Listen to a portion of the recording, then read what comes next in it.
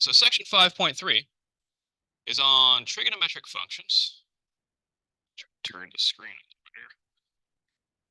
There we go. Trigonometric functions, which we already know how to do inside of a right triangle, right? But this time we're going to do trigonometric functions of any angle. Okay, and I'm going to increase the pen size on this because I tend to write neater when this is a little bit thicker.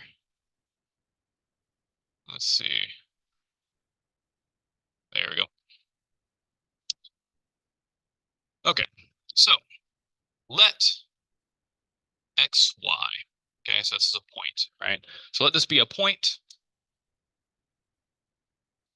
on the terminal side of an angle theta in standard position.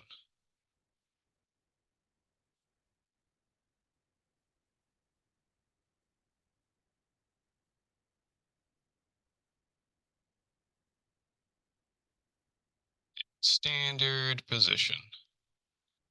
Okay. Now, we all remember what standard position means, right? There are two defining aspects. All right, what are those aspects?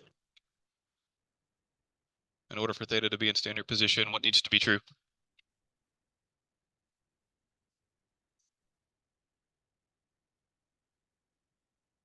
Does anybody know one of the aspects? Sorry, the terminal side? No, so the terminal side can be wherever, right? But you are thinking along this with the right terms there, right? Anybody? Yeah. Yeah. Right. We need that the vertex is at the origin. Initial side is on the positive x-axis, which we were thinking about, right? Yeah. So the initial side's always on that positive x-axis, right? And the vertex is always at the origin. Terminal side can be anywhere you want, right? Fair enough. So that's what it means to be in standard position, right? Now we have four quadrants, right? So I'm going to add an extra condition here. So let xy be a point on the terminal side of an angle theta in standard position, where theta is not a quadrantal angle. You guys remember what the quadrantal angles are? Yeah, like 0 degrees, 90 degrees, 180 degrees, and 270 degrees. Basically, an angle that lies on one of your axes, right, is a quadrantal angle. Okay, fair enough. So we're saying theta is not one of those. We'll handle that separately in a special case. Okay, yeah, so theta lies in a particular quadrant. It's either in quadrant 1, quadrant 2, quadrant 3, or quadrant 4. Okay, fair enough. So I'm going to draw four pictures, all right, one for each quadrant. All right, just making sure this thing's recording. All right, so here's an angle theta that's in quadrant 1. So here's your point xy, right? Okay, and so let's see, let's use a couple different colors here.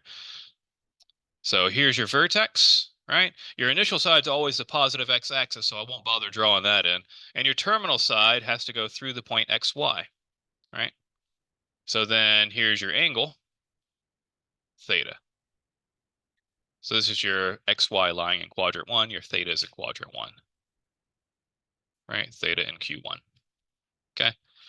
Now I'm going to draw one for quadrant 2 as well. Feel free to work ahead of me here. Okay.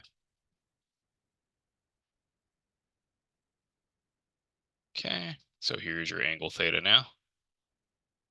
Theta in quadrant 2. Why did I say Q right here? Theta. There we go. And again, this point is the point xy. Okay. Now I'll do theta in quadrant 3.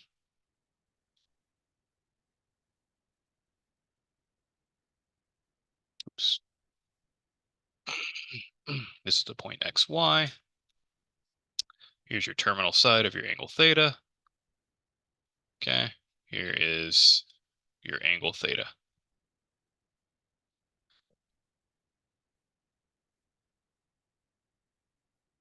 Theta in quadrant 3.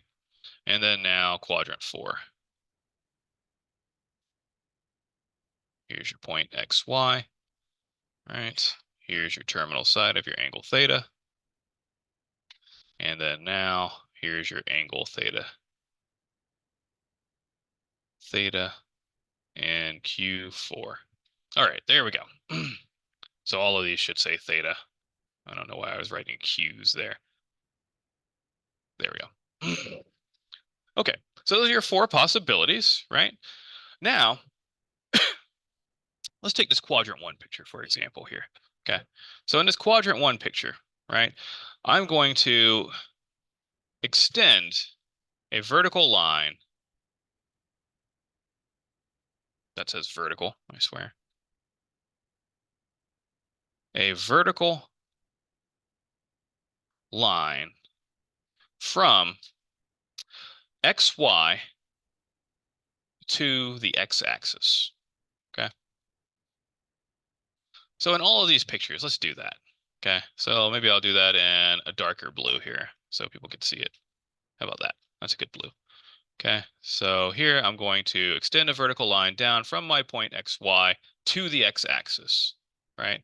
Or up in this case to the x-axis, right? Okay. And because it's a vertical line, we know that it's perpendicular to the x-axis, right? So it forms a right angle here, right angle here, right angle here, and a right angle here, right? So then we've made a right triangle in each of these four pictures, right? Fair enough. Okay. So let's look at this first picture right over here, right? And I'll kind of blow it up down here. So we have this thing's in quadrant one, so I don't need all the other quadrants in there, right? Here's my point XY, right? What I have is this is a vertical line there. Here's my terminal side that goes through the point XY, right? And here's my angle theta, like so. And we have that this is a right angle right here. Okay, good. So then now this is a right triangle, right? And so this distance from the origin out to this point right over here on the x-axis, right? Well, that distance is just x, whatever your x coordinate is here, right? It has exactly that same x coordinate, okay? That's how we plot points, right? Okay. Same thing here. This vertical distance, right, is just a distance of y. So we know the lengths of the legs of this right triangle, which means that we can actually compute the hypotenuse of this right triangle. Yeah. And the hypotenuse is just the distance that this point is away from the origin. Okay. So by Pythagorean theorem, we have that x squared plus y squared equals, we'll call this thing r. Right. The reason we're calling it r is because it's kind of like a radius, right? It's a distance that you're away from the center. Okay. Fair enough. Now we can solve for r in this case. R is always going to be positive because it's a distance. Okay. And it's a distance that the point is away from the origin. So then r will be the square root of x squared plus y squared, the positive square root, not the negative square root. Okay. Fair enough. So you'll always have that r is positive. Okay. All right. So if we're given a point that lies on the terminal side of an angle theta, right, then we can compute what r is, the distance of that point is from the origin. And because this is a right triangle, we can talk about sine of theta, cosine of theta, tangent of theta, and so on and so forth, right? Sine of theta, yes. Oh, this is a greater than sign.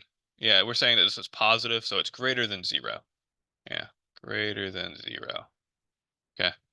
Oh, this looks worse. Here. This whole thing is greater than 0. Okay, that's better. Yeah. Okay, so we can compute sine of theta because this is a right triangle, right? We know that sine of theta is just opposite over hypotenuse, right? So this is just going to be y divided by r. Okay. Cosine of theta is adjacent over hypotenuse, right? So this is going to be x over r, right? Tangent of theta is equal to opposite over adjacent, right? So we're going to get y divided by x, okay? Now, you might have to ask yourself, well, what if I'm dividing by 0 here, right? So what if my r is 0? Well, remember r is a distance that you're away from the origin. So the only way that r could be equal to 0 is if your point is actually at the origin, which is dumb, right? You can't even talk about an angle if it's at the origin, right? Okay. So you never have to worry about r being equal to 0. Okay, you'll always have r some positive number. Okay. Now, what about x, right? What if x were equal to 0? Well, if x is equal to 0, that means that you're on the y-axis, right? Yeah, so you're either on the positive y-axis or the negative y-axis. But that would be a quadrantal angle, right? Fair enough. If you're on the positive y-axis or the negative y-axis, you'd be a quadrantal angle. And we're handling that separately. So in this scenario, we never have to worry about dividing by 0. So sine of theta is going to be defined, cosine of theta is going to be defined, tangent of theta is going to be defined, right? And then there's cosecant, secant, and cotangent, but those are just reciprocals, right? Fair enough. So any questions on that? Okay. All right. So then now let's make a definition here, right? So I like this. I like that sine of theta is equal to y over r, cosine of theta is x over r, and tangent of theta is equal to y over x. And I basically want to repeat the same process in all 4 quadrants here.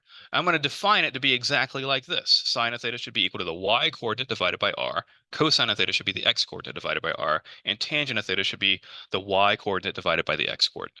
Yeah. So I'm going to redefine my trigonometric functions to now be for an angle in standard position. Okay, fair enough. So definition here. Okay. The trigonometric functions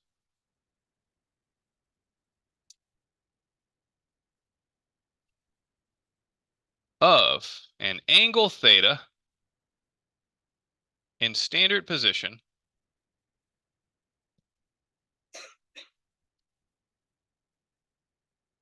so underline trigonometric functions, right? And let's say with the point xy that lies on the terminal side, right? With a point xy lying on the terminal side of theta,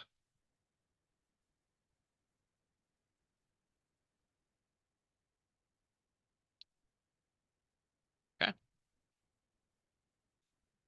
are given by, all right, and let's write down what they are. So we have sine of theta will be your y coordinate divided by r, right? Cosine of theta will be your x coordinate divided by r. Tangent of theta will be your y coordinate divided by x, like we just computed there. Now cosecant of theta, that's just a reciprocal of sine of theta, so it's going to be r divided by y, right? Secant of theta is the reciprocal of cosine, so it's going to be r divided by x. And cotangent of theta is going to be equal to the reciprocal of tangent, so it's x divided by y. Okay, so these are how I'm redefining my trigonometric functions to now extend to angles that go beyond a right triangle, right? Yeah, so these are no longer just angles in a right triangle. They can be obtuse angles. They can be bigger than 180 degrees. They could be negative angles. Yeah, okay, fair enough. All right. So we get a little bit more generality out of these trigonometric functions now that we've extended it to angles in standard position. Okay. Yes. Why do we need to define it in terms of x and y and r? Well, it's because if we were just doing right triangles, then we couldn't do like sine of 135 degrees.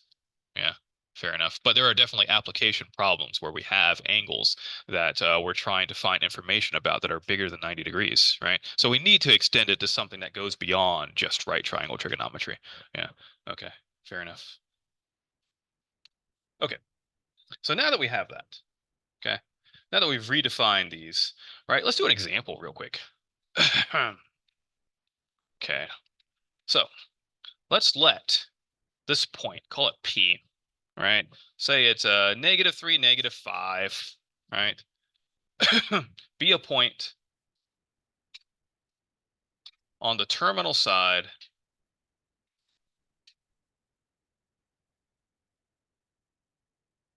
of an angle theta in standard position.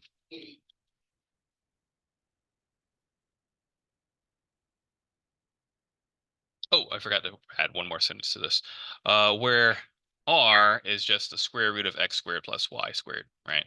Yeah, it's kind of important. I had to define what r is there too. Okay. All right. So let P be a point on the terminal side of an angle theta in standard position, right? Find the values of the trig functions of theta.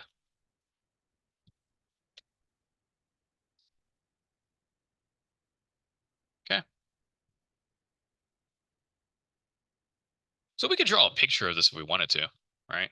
Yeah, might as well, right? So our point is -3, -5. So here's -1, -2, -3. Here's -1, -2, -3, -4, -5, let's say. Okay, so then here's your point right over there. Here's the terminal side of your angle, theta. Okay, and then here's the drawing of your angle, theta, right there. Okay, so there's your theta. Okay, this is the point, -3, -5, right? Okay, so we could draw that picture. Doesn't necessarily help us, yeah, but let's do it anyway. Right? It's good to visualize things.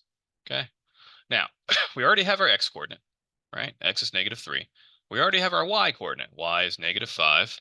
We can compute r based off this formula. Okay, so r is equal to the square root of x squared, so that's -3 quantity squared. Don't forget your parentheses, right?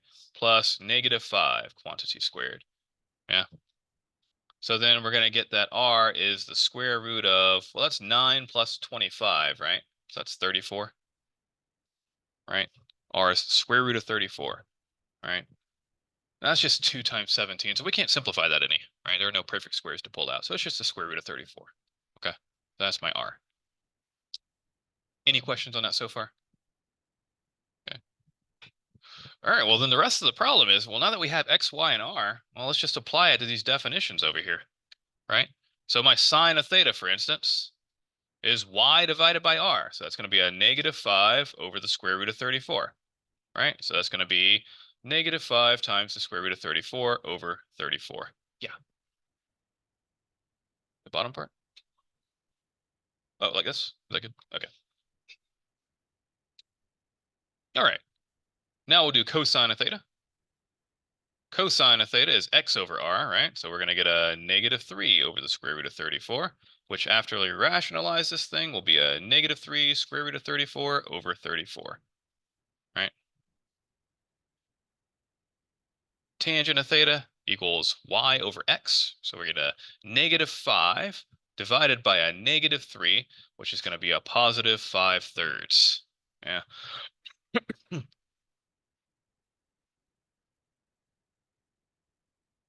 All right.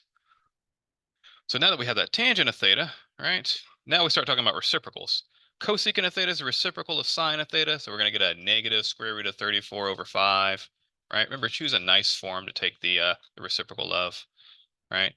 Secant of theta, reciprocal of cosine, so we're going to get a negative square root of 34 over 3, right? And then cotangent of theta will be 3/5. Okay, so there we have it. Not too bad, right?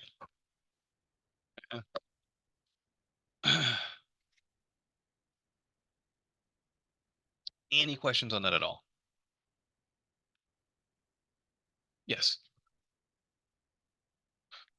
So it's a -5 divided by a -3, right? So negative over negative will be positive. They cancel each other off. Yeah. Okay. All right. Other questions?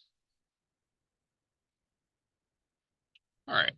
So good. So if we have a point that lies in one of the quadrants, then we know how to find the trigonometric functions for that angle theta formed by that point, right? Okay. So that's great. Now let's deal with the quadrantal angles. Okay. Yeah. So we have to handle that case separately. Okay. So my quadrantal angles here.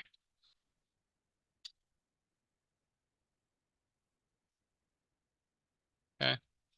I'm going to use the same formulas to compute the sine and cosine and tangent of these quadrantal angles and so on, right? I'm going to use exactly the same formulas involving x and y and r, right? But we're going to see some difficulties arise from this.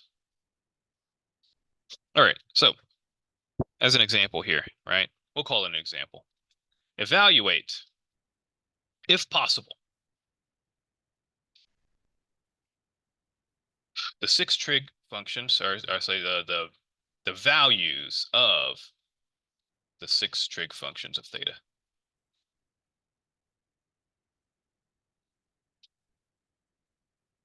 Okay.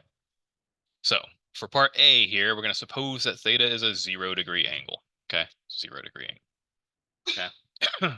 So draw a picture of this. Okay. A 0-degree angle looks like this, right? So your terminal side hasn't gone anywhere. Okay. Right. It's just flat right there. Okay. So that's your 0-degree angle. Okay. Now, I want to know what sine of 0 degrees is. I want to know what cosine of 0 degrees is, and so on and so forth, right? I want to be able to compute those. But in order to use my definitions from above, I need a point that lies on the terminal side of my angle theta. And you can use any point you want that lies on the terminal side of the angle theta. So what point should we use? Choose an easy point that lies on the terminal side of angle theta. Yeah, like 1, right? Like x equals 1, right? Of course, y would be equal to 0 if we're on the x-axis, right? So let's choose this point right over here. Say it has an x-coordinate of 1 and a y-coordinate of 0. Yeah, fair enough. So your x is equal to 1. Your y is equal to 0. Great. What is r going to be?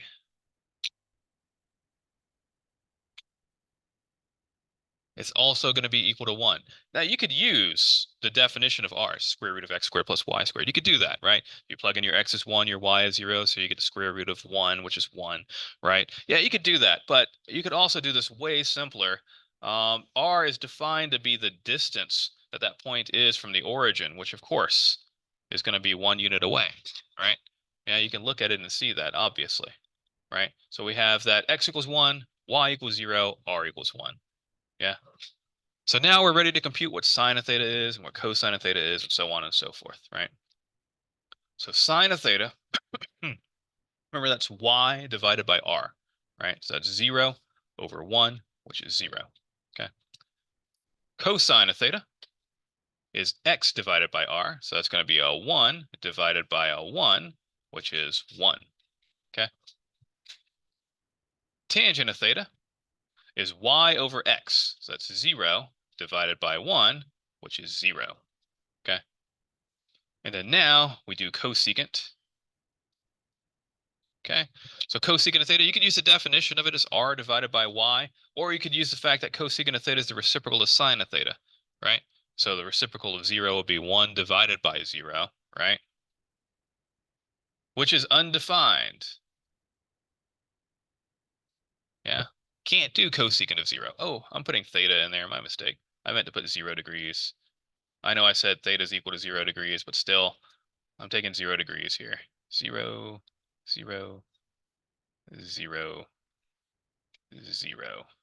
Here we go. All right, so cosecant of 0 degrees, undefined.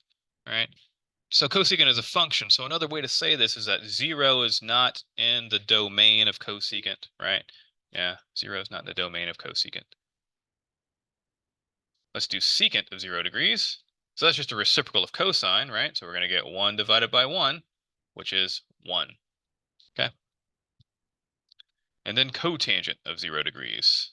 That's the reciprocal of tangent. So we're going to get 1 divided by 0, which is undefined. Okay, so cosecant and cotangent are both undefined at 0 degrees. Everything else works out fine, though. Okay. So any questions on that?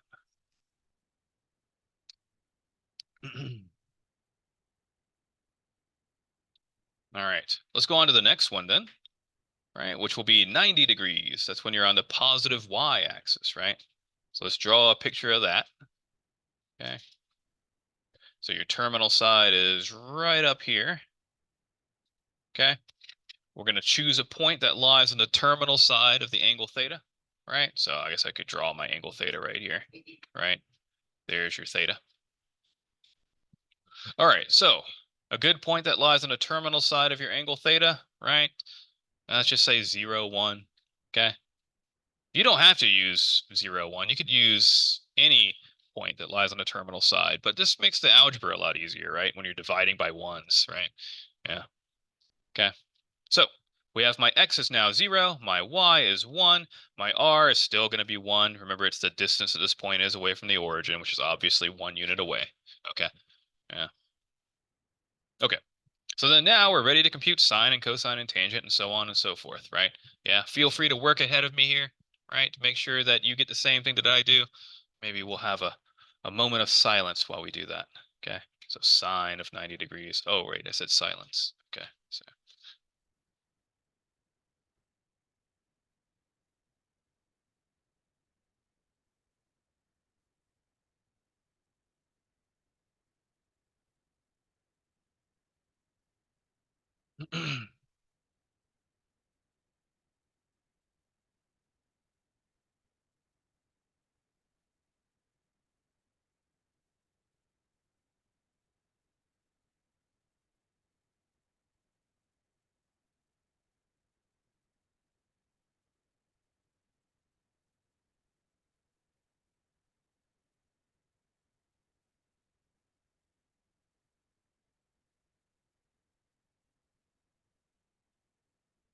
All right. So using my formulas there, right, with the x's and the y's and the r's, I'm able to compute everything except for tangent of 90 degrees and secant of 90 degrees, right? Since your x value is 0, your denominators are going to be 0, and so those are undefined, okay? Any questions on that? Yes. Yeah, let me scroll up for you right here, right? Yeah, let's make sure that we have that written down because we're going to be referring back to that through the entire class. So yeah, definitely want to get that one. Yeah.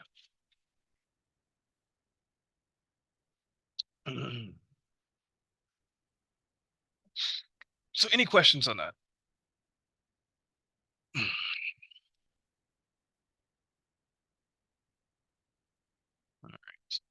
Feel free to work ahead. Do the 180-degree angle, right, which I'm going to do next, right? And then the 270-degree angle, which I'm going to do after that.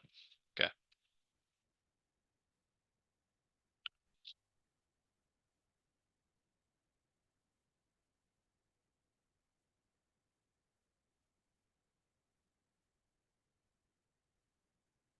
All right. I'm going to go ahead and scroll it back down. Everybody has these. Okay.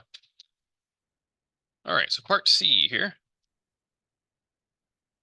right? We have theta is equal to 180 degrees now, right? So that means that the terminal side of my angle theta lies on the negative x-axis here, right? Okay. So here's a drawing of my angle. Here is a point that lies on the terminal side, let's say -1, 0, right? So my x is -1, my y is 0, my r is still +1. Remember, your r is always positive. It's the distance that the point is away from the origin, okay? Yeah. So now I can go ahead and compute.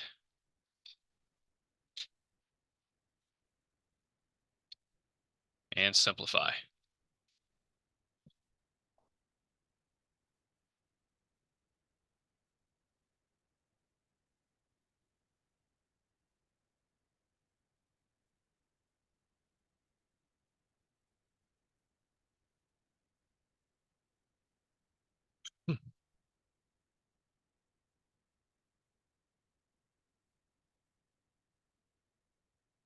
Okay. Yeah.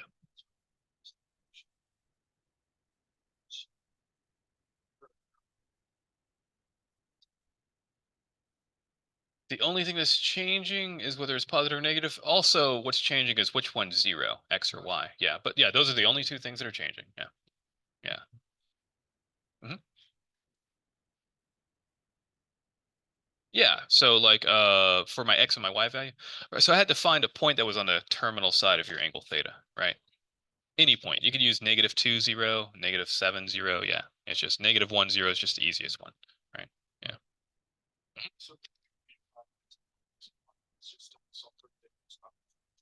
Yeah, exactly. Because a lot of the applications that we use are periodic functions, basically. Yeah, and so engineering, there's all kinds of periodic functions, especially in civil engineering, like when you're doing bridge building and stuff. And so you model things with sine and cosine and tangent of angles that's supposed to go on forever, right? And so you need to be able to say things about that.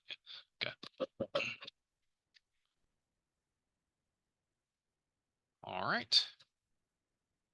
Now let's do the 270-degree angle, right? So my terminal side right here is now on the negative y-axis, right? So this angle right over here, that's my theta. And I have to choose a point that lies on there. So why not 0, -1? It's a nice one, right? So x is equal to 0 again. Y is equal to -1. My r is still 1, right? The distance from the origin is still 1. Okay. So now we can do our sine, cosine, and tangent and so on of 270 degrees, right?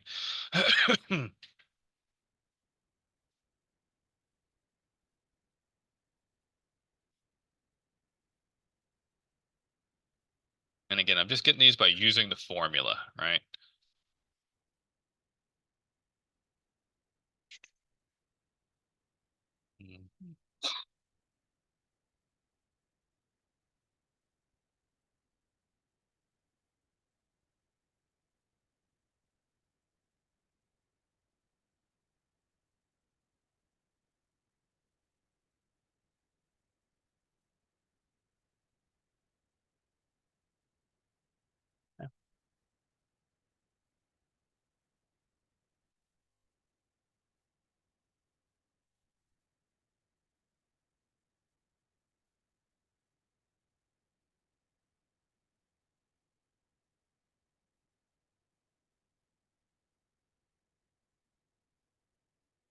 So any questions on that?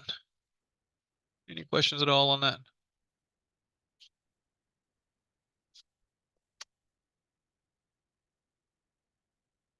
Okay. So again, for any angle that's not a quadrantal angle, sine, cosine, tangent, cosecant, secant, and cotangent are all going to be defined for that angle. Yeah, so you're going to need a real number out for those. Okay, might be a positive number, might be a negative number, right? If you're at the quadrantal angles, though, right?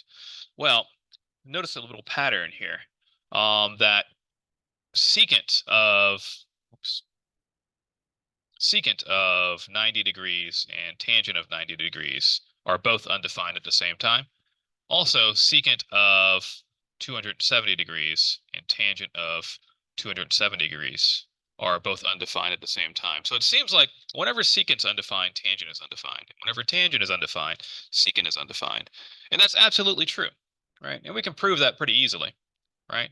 Secant of theta, for any angle theta, right, is just 1 over cosine of theta, right? Reciprocal identity. And tangent of theta is by the quotient identity, sine of theta divided by cosine of theta, right?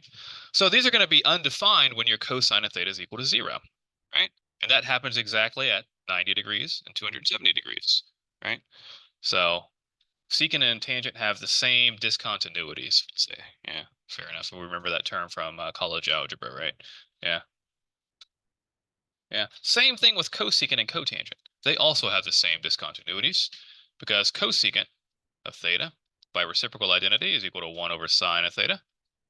And cotangent of theta by quotient identity is equal to cosine of theta divided by sine of theta. So when sine of theta is equal to 0, we're going to have that those are undefined. That happens at 0 degrees and at 180 degrees, right? Fair enough. Mm-hmm.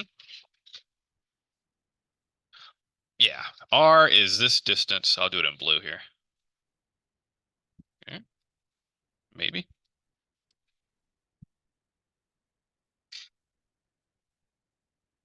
Hold on 1 second.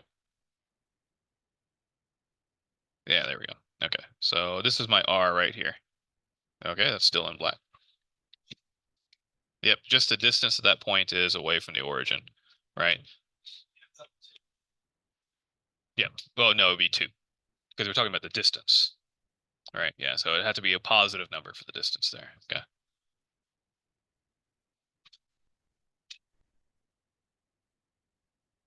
Okay. So any questions on that?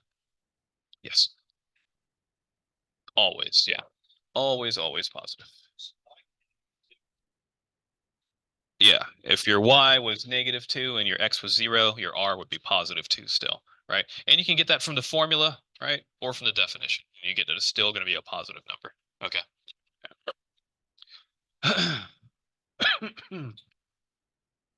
All right. Any other questions on that?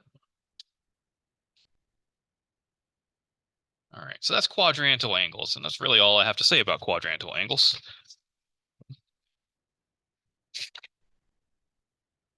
Oh, so this is just a note that these are um, undefined at exactly the same angles. Right? If one of them's undefined, then the other one's undefined, right? And so the reasoning behind that is because we can look and see that these are related by cosines of thetas, right? Yeah. Yeah. So that's all I really had to say about quadrantal angles. So now let's talk about the signs of the trig functions. And this is signs as in positive sign or a negative sign, not sign as in sign of an angle, right? Yeah, S-I-G-N-S instead, right? Okay. So let's draw a picture. Always with the pictures. All right. So this is quadrant 1, right? Which remember that in quadrant 1, you have that your x's are positive and your y's are positive, right? Okay. In quadrant 2, right, your x is negative and your y is positive. Okay. In quadrant 3, your x is negative and your y is negative. In quadrant 4, your x is now positive again, but your y is still negative, right? So that's your quadrants right there. Okay. Fair enough. Let's draw another picture then, right next to it. So in quadrant 1 over here, right, sine of theta, that's equal to y divided by r. Now, r is always positive, remember? So you don't need to worry about r being positive or negative. It's always positive. So your sine of theta is y over r, which will definitely be positive, right? Cosine of theta, definitely positive because your x-coordinate is positive, right? Tangent of theta, well, that's y divided by x. So you have a positive number over a positive number. So it's definitely positive. Okay. I'm not going to talk about cosecant, secant, and cotangent. And to be honest, they're going to have a much more diminished role in this class than sine, cosine, and tangent, right? And the reason is because they're just reciprocal functions. Yeah, we'll still see them from time to time, but we'll often think about them in terms of, well, that's just a reciprocal of cosine, or something like that. Yeah. Okay. So they're going to have a very diminished role. Okay. So I'm going to say all of sine, cosine, and tangent are positive here, right? Fair enough. Now, in this next one over here, right? Now we're in quadrant 2, where our x-coordinate's negative, but our y-coordinate's still positive, right? So my sine of theta, which is y divided by r, is still a positive number over a positive number. So it's definitely still positive, okay? Your cosine of theta is x divided by r, so that's going to be a negative number over a positive number. So we get a negative number now, right? Tangent of theta, right? Well, that's going to be y divided by x, so that's a positive number over a negative number, so it's also negative. Right? So only sine is positive here, right? Here in quadrant 2. And only sine is positive. And when I say only sine, well, cosecant is a reciprocal of sine, so it's going to be positive also. But we're not talking about them anymore. Remember, we're just talking about sine and cosine and tangent. So out of those three functions, only sine is positive. Okay. Yeah. Everybody okay with that? Okay. So now we go on to quadrant 3 over here, right? And so over here, x and y are both negative, right? So then sine of theta, which is y over r, it's a negative number over a positive number, so that's negative. Cosine of theta, right? It's x over r, so it's going to be a negative number over a positive number, which is negative. Tangent of theta is y divided by x. So we have a negative number divided by a negative number, which is positive. Okay? So over here, tangent is positive. Okay? Fair enough. And then in the last quadrant over here, right? The last quadrant over here, our x is positive and our y is negative. So then our sine of theta, that's y over r. It's going to be a negative over a positive, so we get negative. Cosine of theta, right? Our x is positive, right? So we get x over r is a positive over a positive, so this is positive. And then tangent of theta, that's y over x, so we get negative over positive, which is negative, right? So then the only thing that's positive here is cosine. Okay. Any questions on that? Yeah. So going from quadrant 1 to quadrant 4, right? We have all are positive, only sine's positive, only tangent is positive, only cosine is positive, which might be a little bit hard to remember. So we come up with this mnemonic device, right? Starting with the first letter of each one of these words, A, S, T, and C, and we come up with a sentence, right? So, There are all kinds of sentences that one might use. The way that I learned it was all students take calculus, which is definitely not true, but it's a fun sentence, right? All students take calculus.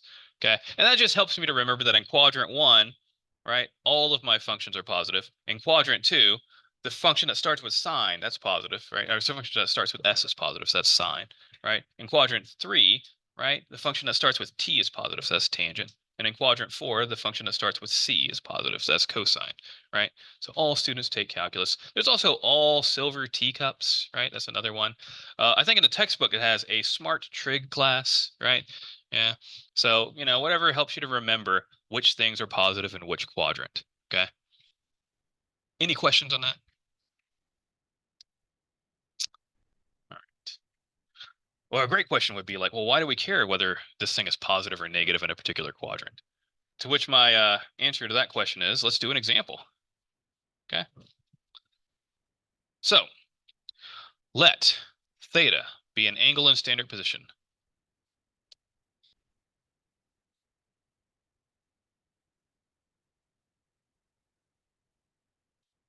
And let's suppose, so I'll say with tangent of theta equal to, oh, didn't know this thing was locked. Okay. So let's say tangent of theta is equal to, what's a good fraction? Somebody give me a good fraction. 2/3? I like 2/3. Okay, tangent of theta is equal to 2/3.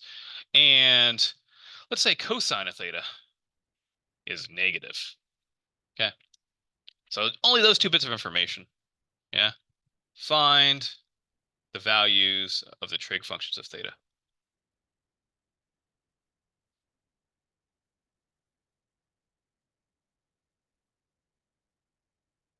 Okay.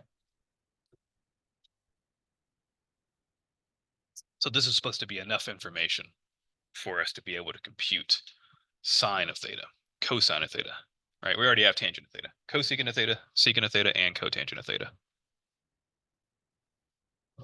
Okay. So let's try it out, right? So we know that tangent of theta is equal to 2/3, right? We might try drawing a right triangle that works, right? But with right triangles, right? With right triangles, we always have acute angles theta, so we're always going to get positive answers for sine and cosine and tangent and so on and so forth, right? And we clearly see that cosine is supposed to be a negative number, right? It's supposed to have that cosine's negative. Yeah. So then maybe drawing a triangle is not the best approach here. Okay.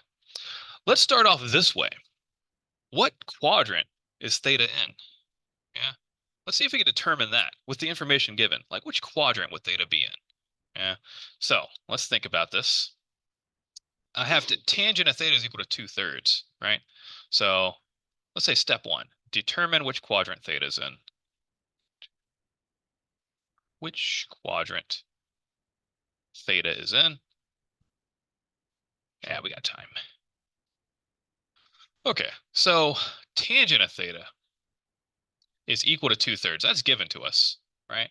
Which is definitely a positive number, right? So we know that tangent of theta is positive, right? So if tangent of theta is a positive number, there are only two quadrants in which tangent of theta is positive, right? So let's go up top over here, right? We have that tangent of theta is positive in quadrant one because everything's positive in quadrant one, right? And then tangent of theta is positive in quadrant three. Only tangent is positive in quadrant three, right? So from this bit of information, tangent of theta is equal to 2/3, which is a positive number. We now know that theta is either in quadrant one or quadrant three. It cannot be in quadrant two. It cannot be in quadrant four because tangent of theta is positive. Okay, fair enough. So we've narrowed it down to one of these two quadrants at least. Okay. Any questions on that so far? Okay. We haven't used our other bit of information though, right? So also, cosine of theta is given to us to be less than 0. We don't know what cosine of theta is, but we do know it's a negative number, right? Okay, so cosine of theta is negative. So it can't be quadrant one because cosine of theta is positive in quadrant one. Yeah. So I'll say, so it can't be quadrant one. right? So now we've said it can't be quadrant 2, it can't be quadrant 4, and now it can't be quadrant 1. So by process of elimination, it has to be quadrant 3, right? So therefore, theta lies in quadrant 3. Okay, fair enough. So I'll pause here. Any questions on that? Yeah, I'll show why this is helpful in just a second. But any questions on that? Yes.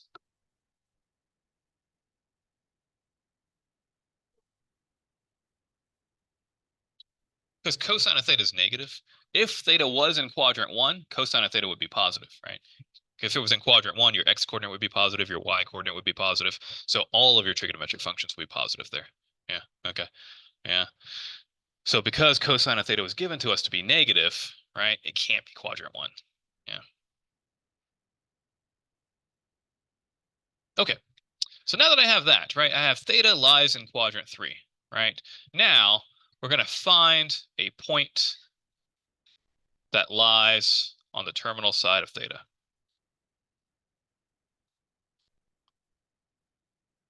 Okay. So I'm going to start off this way.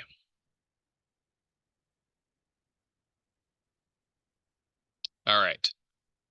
Now theta is supposed to be an angle in quadrant 3. Okay. So here we have it. I've just drawn a generic angle in quadrant 3. Okay. That's all we know about it right now, right? That angle lies in quadrant 3. Okay. But we want to find a point that lies on that terminal side. Okay. Let me unlock this door real quick. Hold on one second.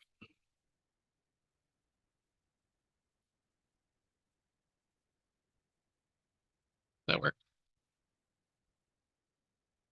All right. So now, right, we need to find the x-coordinate and y-coordinate of this point, right? And there are infinitely many points that lie on the terminal side. So we're going to try to find just one point that lies on there. As long as we can find one, that's all we need, okay? So we're told that tangent of theta is equal to 2/3, okay? That's what we're told, okay? But we know that for an angle in standard position, by the definition of tangent of theta, that is always equal to your y-coordinate over your x-coordinate, okay? Your y-coordinate over your x-coordinate, okay? So you might be tempted to say, oh, well, then that means that we can let y be equal to 2 and x be equal to 3. But what's wrong with that? Yeah, they're both positive numbers. So that would mean that your point is in quadrant 1. Yeah. But you want your point to be in quadrant 3, right? It has to be in quadrant 3 because that's where your angle is. So that's not going to work, right? But let's do a little trick here. Okay, so we'll get rid of this.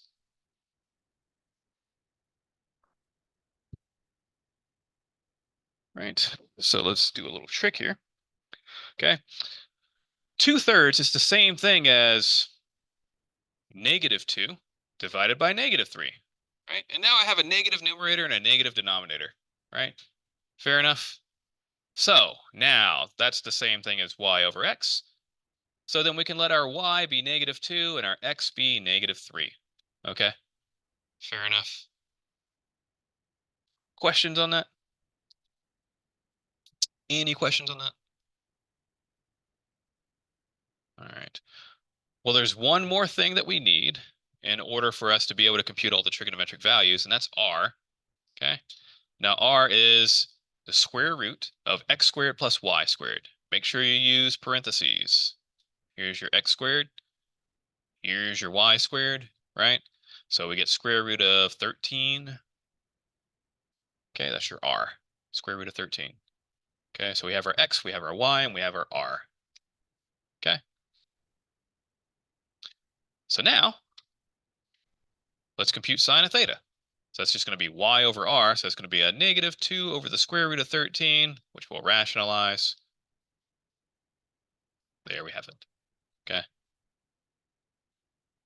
Cosine of theta, right? So that's going to be a x over r, right? So we have -3 over the square root of 13, which is -3 root 13 over 13. Okay.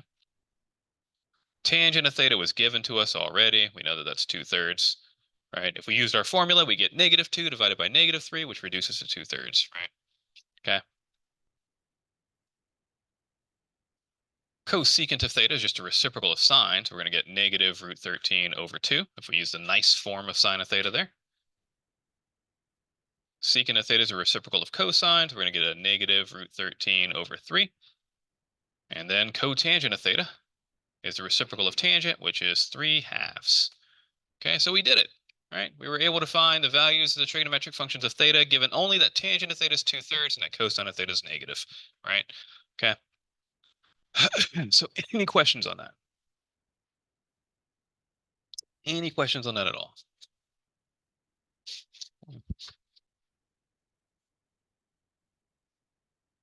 All right. Well, let's see. Now that we've done that, how much further do we want to go into this? Yeah. Yeah. Okay. Let's start on this. So that was one way we could have done the problem. Okay. Right. Remember that we were initially going to do it by drawing a right triangle, right? We were going to do it by drawing a right triangle, right? Using the fact that tangent of theta is equal to 2/3, right? So we'll get back to that in just, well, probably next class we'll get back to that.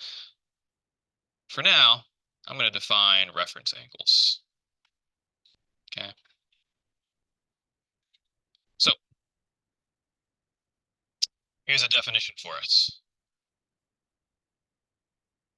Okay. Let theta be a non-acute angle, right? So what does it mean to be not acute? It means you're not between 0 and 90 degrees, right? Right? In standard position.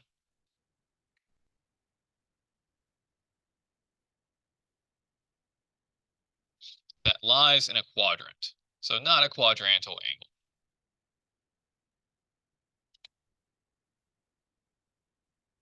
Okay. Its reference angle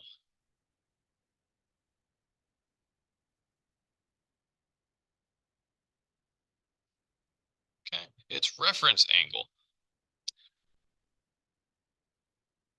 is the unique positive angle formed. Maybe I can spell a little bit better than that. Formed by the terminal side of theta and the positive, or sorry, not the positive x-axis, but just the x-axis. There we go. Okay. So that's kind of a complicated definition there. Yeah, kind of a complicated definition. Let's break it up into cases and then we'll see what I mean by that. Okay. This is non-acute. Yeah. Yeah, it just means it's not acute. Okay. So if it's not acute, that means it's either in quadrant 2, quadrant 3, or quadrant 4, right? Okay. So let's start off with quadrant 2 then. Okay. So here's just a generic angle in quadrant 2. Okay. So there's your angle theta. Okay. And I'm looking for the unique angle that we can draw here, right? That's formed by the terminal side of our angle theta and the x-axis. Okay. And so there's a unique acute angle that's formed, right? And so that angle is right here. Okay. So this will be our theta prime. That's our reference angle. Theta prime is our reference angle there. Okay. Fair enough. All right. So that's our theta prime. So if we know what theta is, say that's given to us in the problem, right? We want to be able to compute what theta prime is. Yeah. Okay. So we need a way of finding a formula really for theta prime, right? So looking at this picture, I think it's pretty clear that theta plus theta prime is equal to what? Yeah, it's equal to 180 degrees, right? So I can solve for theta prime by just subtracting theta on both sides. So theta prime is 180 degrees minus theta. Okay. Yeah, so I can compute this angle. And you're guaranteed it'll be a positive acute angle when I do that. Okay. All right. Now, That's your theta prime, right? If this was in terms of radians, right? What is 180 degrees in terms of radians? Yeah, not pi over 2, pi radians. Yeah, so this would be pi minus theta if this was in radians, right? Which we're going to have to kind of get used to. Okay. All right, so that's our quadrant 2 picture, right? Our theta in quadrant 2. Maybe I'll label that up here, theta in Q2. Okay. Now let's do theta in Q3 instead. Okay. So I'll draw my axes here. Okay. Just a generic angle here in quadrant 3. Here's my theta. Okay. All right. And I want an angle formed between the terminal side of theta and the x-axis, right? And it has to be acute, right? Well, there's only one way to do it, and that's right here. Yeah. Fair enough. Remember, it has to be acute. So this is my theta prime right here. Okay. Fair enough. Any questions on that? Has to be acute. Yeah. Yeah. So that's part of the definition, right? It's the unique positive angle. Oh, okay. So yeah, it has to be acute. I guess I'll put that over here. So it's the unique positive acute angle. There we go. Yeah.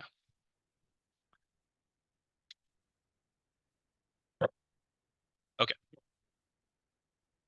So then now we have to find a way to compute theta prime, right? Well, this thing is more than 180 degrees. Your theta is bigger than 180 degrees. How much bigger than 180 degrees is it? Right. So if I went 180 degrees, that would be from here to the negative x-axis, right? And then it goes a little bit more. How much more does it go? 45. How are you? Oh, so that's if this was a 45-degree angle, basically right there, right? Yeah. But express it in terms of theta and theta prime, right? Yeah. So theta would be 180 degrees plus what? Yeah, plus theta prime. It's theta prime more degrees to go from 180 to the terminal side. Yeah. So your theta is equal to 180 degrees plus theta prime. Yeah. It's how much more you have to go past 180 degrees, right? Fair enough. So then we can compute theta prime from this by subtracting 180 degrees on both sides. So theta prime will be theta. Hold on. It's taking its time to think here.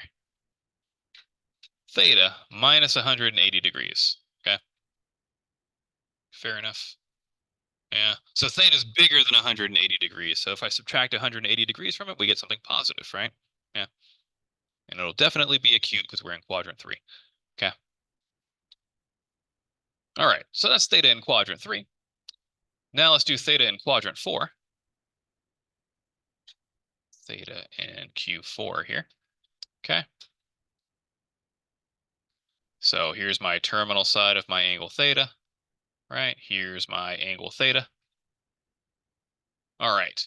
So then there's only one way to draw a positive acute angle here, and that's this angle right over here, right? Okay, so we need to compute this. Okay.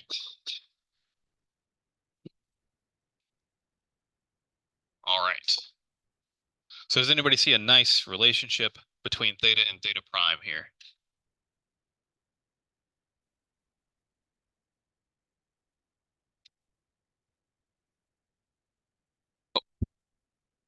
While you're thinking about that, I'll go ahead and put the radian form of this. All right. Okay, does anybody see a nice relationship between theta and theta prime here?